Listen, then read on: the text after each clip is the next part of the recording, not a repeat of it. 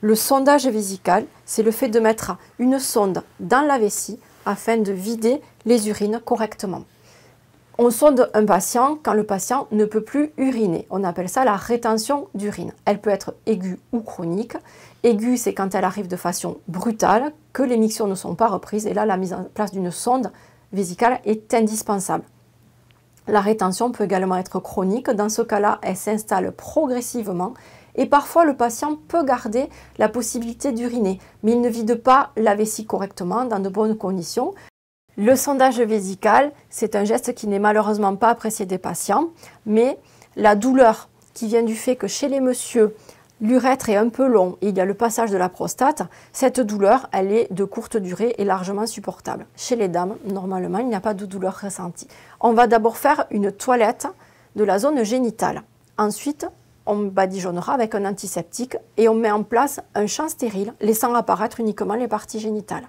Ensuite, à l'aide d'une petite canule, on va insérer dans le méa. Le méa, c'est l'orifice par lequel coulent les urines. On va insérer un gel anesthésiant. Alors ce gel, il a une double action en fait. Il fait l'anesthésie de la zone et en plus, il est lubrifiant. Donc il va permettre à la sonde de progresser facilement. Donc une fois qu'on a mis le gel, on attend un petit peu pour que l'anesthésie se fasse. Ensuite, on va insérer la sonde qui est connectée à une poche de recueil des urines.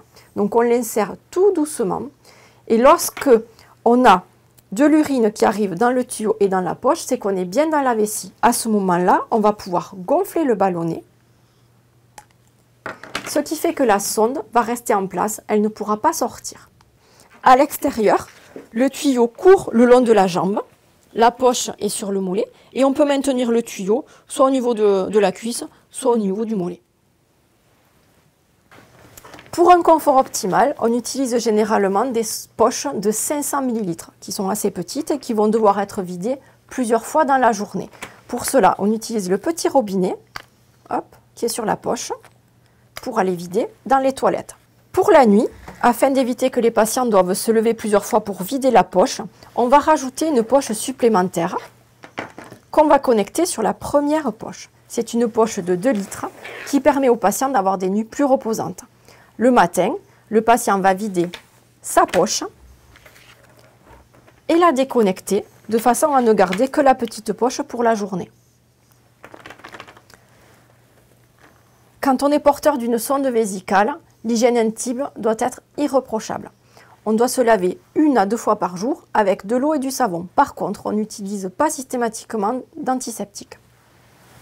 Pour le retrait de la sonde, qui n'est absolument pas douloureux, on va commencer, comme pour la mise en place, par une toilette génitale et une antisepsie. Ensuite, on va dégonfler le ballonnet